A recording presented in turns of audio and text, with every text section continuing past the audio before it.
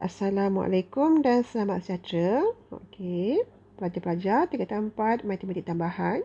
Hari ini kita akan menganalisis kesan perubahan A, H dan K terhadap bentuk dan kedudukan graf fx sama dengan A bracket X tolak H bracket kuasa 2 tambah K. Okey, kita akan buat inquiry 7 ya. Okey, kita lihat inquiry 7. Okay, kamu lihat ya. Okey, apakah kesan A? Kamu lihat apabila A menghampiri kosong, ia akan makin melebar. Manakala apabila A menghampiri makin besar, ini akan menguncuk. Kita lihat apabila A negatif. A negatif akan berbentuk negatif dan makin menguncuk. Nampak? Okay, bagaimana pula kesan B? B adalah H. Okay, B adalah H. Kamu lihat. B adalah H. Okay, B hanya bergerak ke kiri atau ke kanan. Nampak? Dan C. C hanyalah bergerak ke atas dan ke bawah.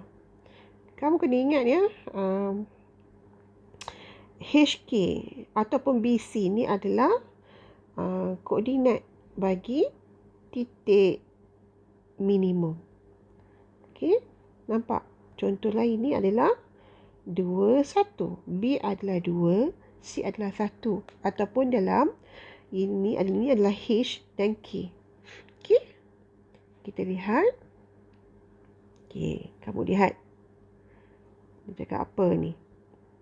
Okey, dia kata apa? Kata hanya nilai A berubah. Apabila berubah, perubahan nilai A memberi kesan kepada bentuk dan kelebaran graf. Kamu nampak tadi ya? Makin lebar. Apabila A lebih besar pada kosong, membentuk U yang melalui titik minimum. Dan apabila A lebih kecil kosong, graf bentuk masam yang melalui titik maksimum. Kamu kena ingatlah, bila senyum minimum, masam, titik maksimum. Untuk graf A lebih besar daripada kosong, misalnya A sama dengan 2, apabila nilai A semakin besar daripada 2, kelebaran graf semakin berkurang. Nampak tadi, kalau kita menuju ke 10, makin kurus graf tersebut. Sebaliknya, apabila nilai A semakin kecil daripada 2 menghampiri kosong, ianya makin melebar ya, kelebaran makin bertambah. Untuk graf A lebih kecil daripada kosong, contoh sama juga.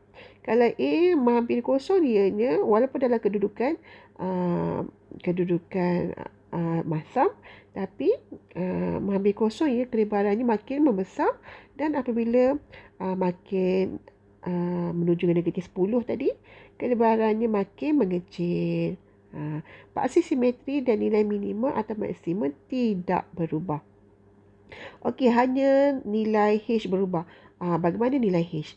Untuk nilai H, ianya akan hanya bergerak ke kanan atau ke kiri saja graf, iaitu menunjuk pergerakan mengufuk graf saja. Okey, nampak bergerak ke kanan atau ke kiri saja. Ya.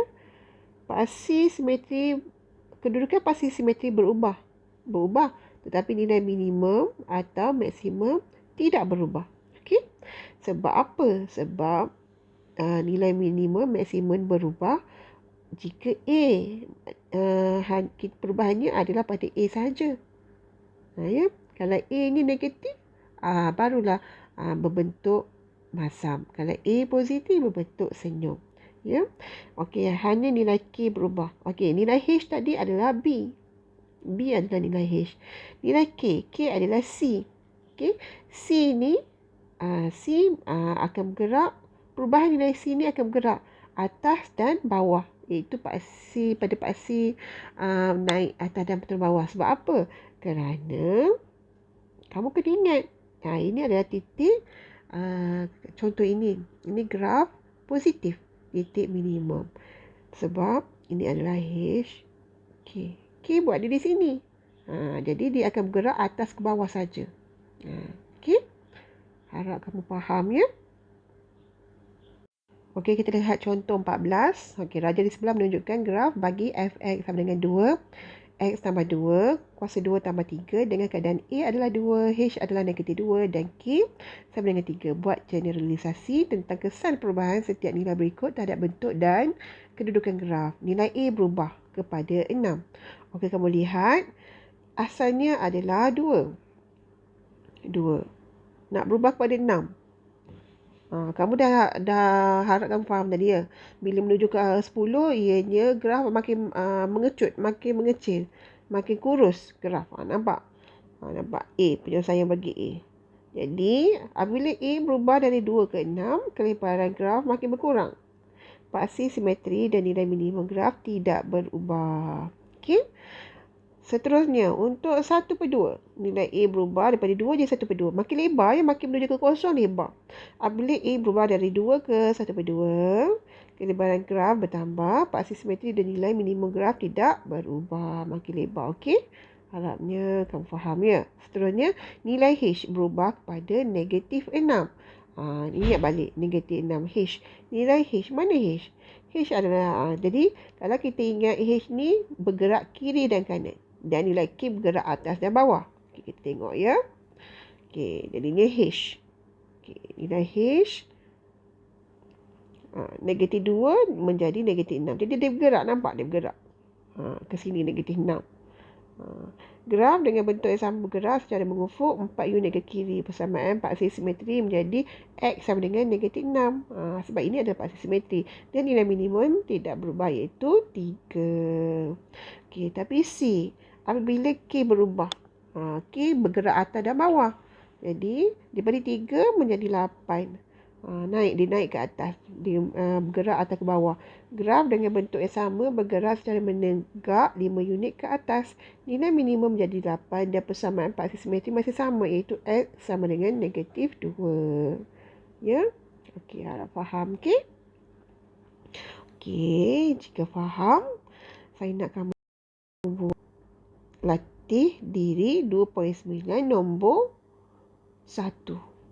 Okey, nombor 1 ya. A, B. Okey. Okey, ada masalah tanya ya. Terima kasih.